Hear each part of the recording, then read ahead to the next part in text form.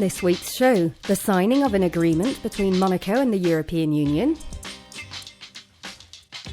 We visit Baby and Nepal for the celebration of their third year in their new home. And we see the arrival of Solar Impulse in Cairo. Before we start, following the attack that took place in Nice on the 14th of July, Monaco wanted to show its support. Prince Albert II promised the full and complete solidarity of his country. The sovereign prince paid tribute to the victims and offered his compassion to those injured. Upon Prince Albert II's instructions, the princely government joined France for the 3 days of national mourning. The flags flew at half-masts at several of the principality's landmarks, and several public events were cancelled.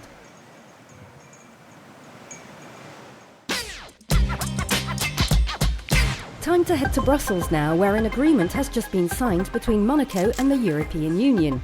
It deals with automatic exchange of information for financial accounts of non-residents.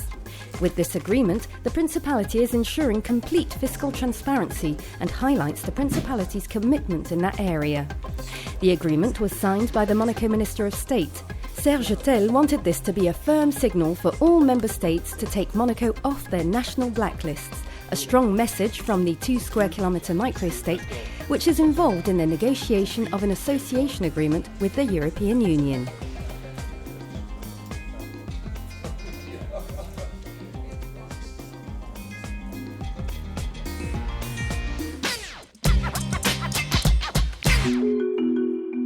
Their story touched Princess Stephanie, and the elephants Baby and Nepal have been living happily in this 50-hectare enclosure for 3 years now. Looked after by a passionate and dedicated team, they have put on over 500 kilos since their arrival. To Princess Stephanie's delight, they have also regained their confidence.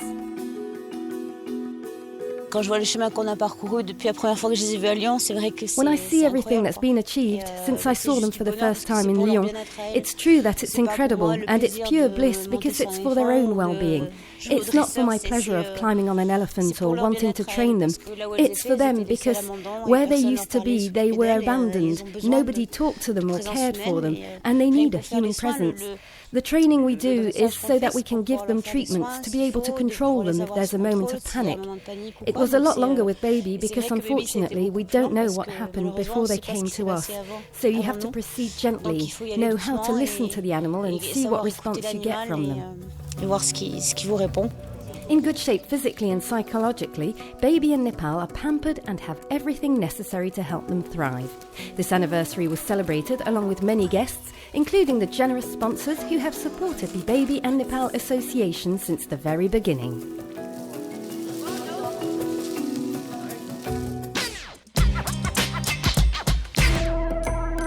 We often give you updates on the Solar Impulse adventure, and the plane has just landed in Cairo in Egypt. It left Seville on the 11th of July before flying over one of the world's 7 wonders, as you see here in these pictures. It was an important moment for the pilot, André Borchberg, who was welcomed at this destination by his partner in this adventure, Bertrand Piccard. The Swiss will actually be flying the plane on the last leg of the round-the-world flight, heading for Abu Dhabi to complete the circle.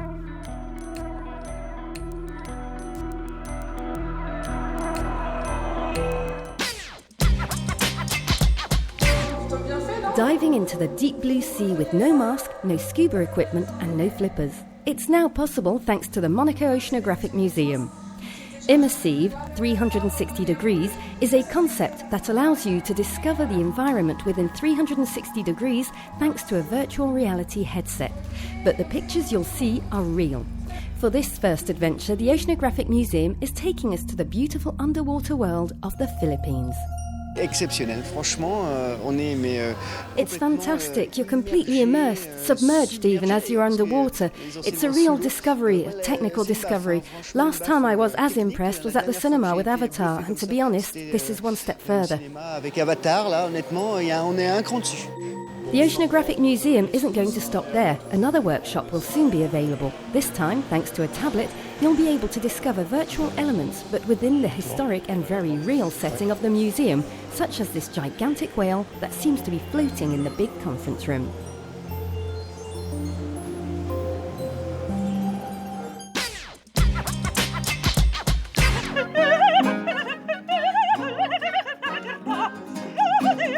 We end with this concert at the Princely Palace, the first given by this new orchestra called the Prince's Musicians. Artistic direction was entrusted to Cecilia Bartoli, who is also the #1 soloist. The Prince's Musicians will start touring in autumn with several dates, including Amsterdam on the 15th of November, and then in Paris at the Theatre of the Champs-Élysées on the 17th of November. Time to go. See you next week.